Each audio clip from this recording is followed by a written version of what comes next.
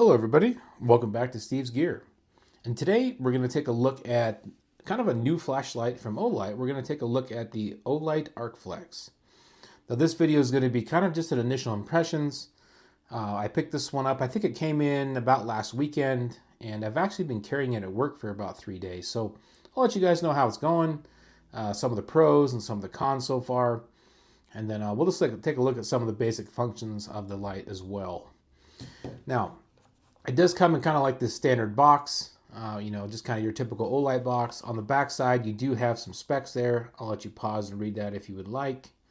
We'll touch on a little bit, but inside the box, you're going to get Olight's 1 amp MCC charger.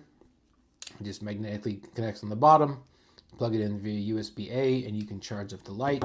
And then you also do get the user manual in the box for the light. So, not a whole lot in the box, but I guess the light is the most important part. So this light its big new claim to fame is this adjustable head here.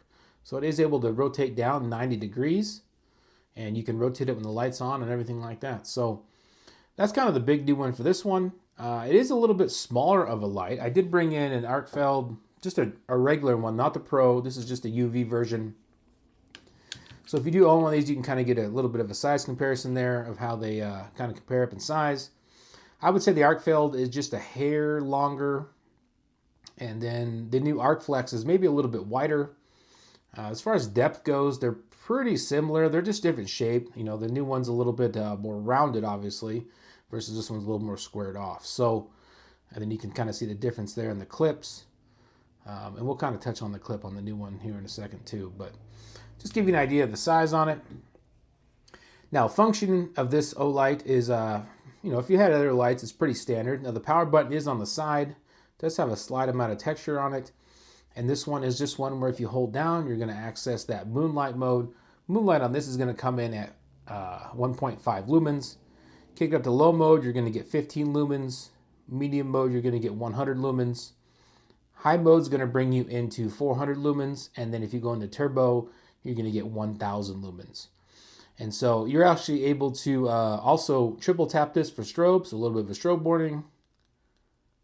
So you'll get a strobe on it too. And you get those green power indicators there on the light. So you're going to get 4 bars across the front.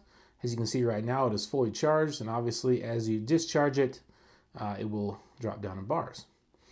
So now let's kind of get into kind of my use with it. So like I said, I have carried it at work, and I do have some pros and cons. So let's just start out with the pros.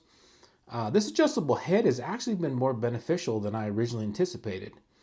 So if you're in like a trade or, say a plumber, HVAC, electrician, or something like that, I could probably see this being pretty beneficial to you on some things.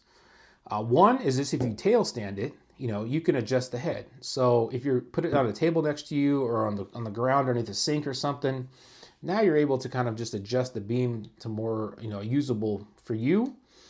Also the same thing with the magnetic. So it is a magnetic base. And sometimes you're working in kind of a confined spot.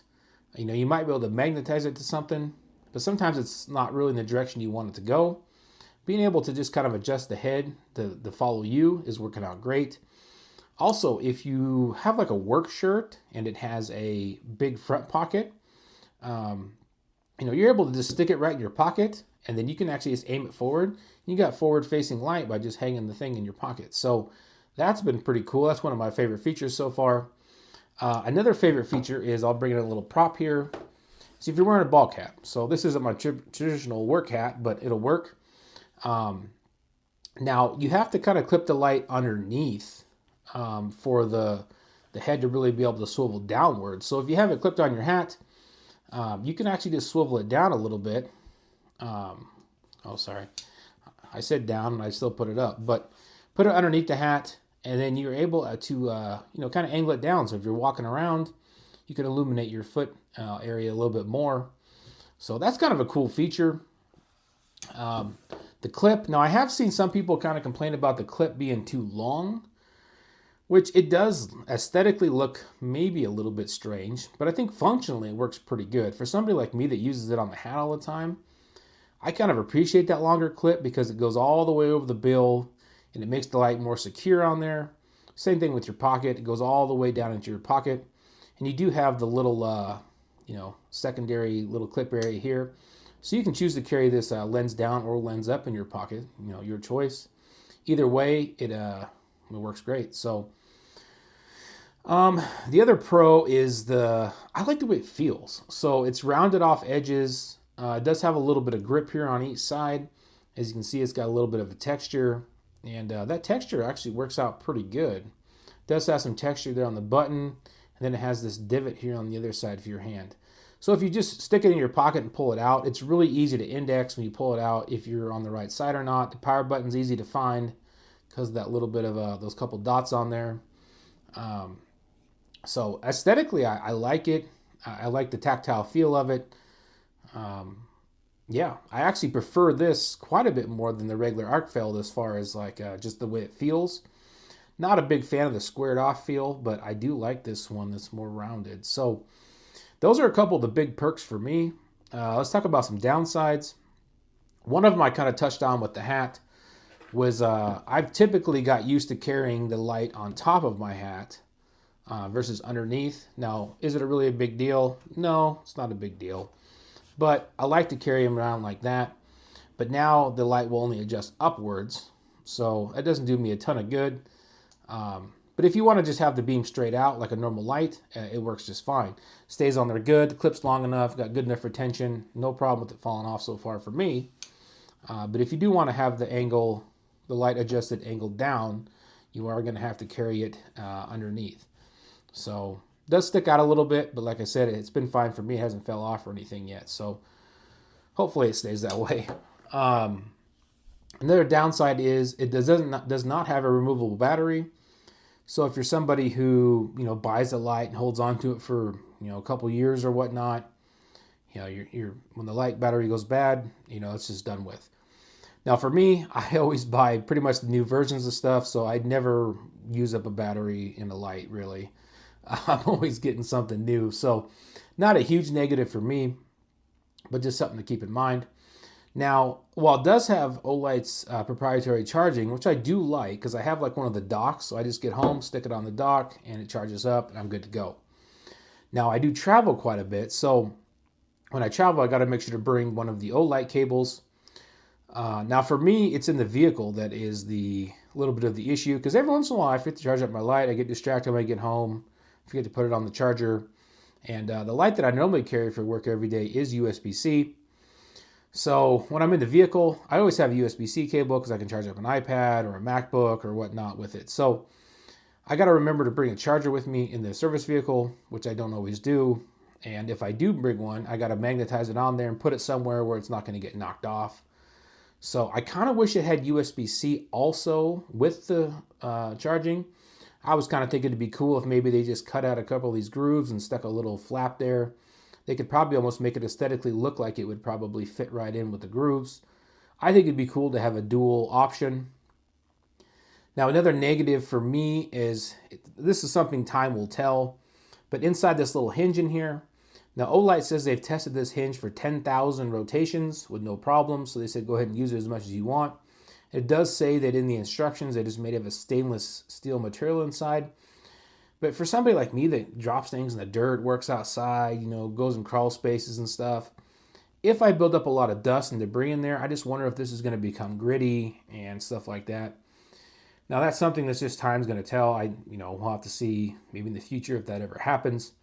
I did notice in the instructions it does say to try not to have the head at an angle and drop it onto the head. So I imagine it could probably damage that mechanism. So if you are clumsy like me, try to make a conscious effort not to drop it when you have the head adjusted at a certain angle, which might not always work out. But those are a few of the cons, I guess you could say, for me. Other than that, so far I've actually been pretty happy with it. I think it's a pretty good light. The output, I wish it had a little bit more. 1,000 lumens is good. But that turbo mode is only good for 4 minutes before it drops down to 400 lumens. If you're outside at night, pitch dark, 1,000 lumens is great. 400 lumens is great. But like me, I work in a lot of ambient kind of light areas, and sometimes I like to run about 600 lumens for some good illumination on what I'm working on. So this one I find myself using the turbo mode quite a bit, which is fine, but I would have preferred if maybe we could have got 1300 lumens and maybe had the high mode like 600 lumens. That would be ideal for me. But so far, it's got me by. Battery life's been decent. I get home every day and it's had about 50%. I've already charged it up for today after I got off work.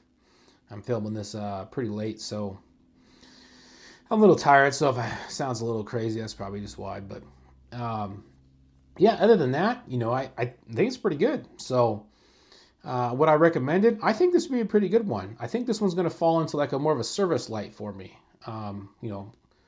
Good for working on the vehicle or working around the house or even for your job or whatnot. You can stick this on a fender. If you still have a vehicle that has a metal fender, aim it down, change it flat. You can stick it underneath the engine bay on the hood or whatnot. You could kind of adjust the beam to light up kind of the area you're working in. Might even save a kid from getting yelled at for holding the flashlight incorrect. So, a lot of uses for this I could think of. So that's pretty much all I really got for you guys today. I appreciate you guys watching. If you did watch this all the way to the end of the video and you happen to see this before Christmas Eve, my previous video is a giveaway for one of these. So it's going to be giving away an orange one. So if you want to jump over to that video and enter that. Other than that, that's all I got for you guys today. Let me know in the comments if you picked one up or what you think about it. And I'll talk to you later.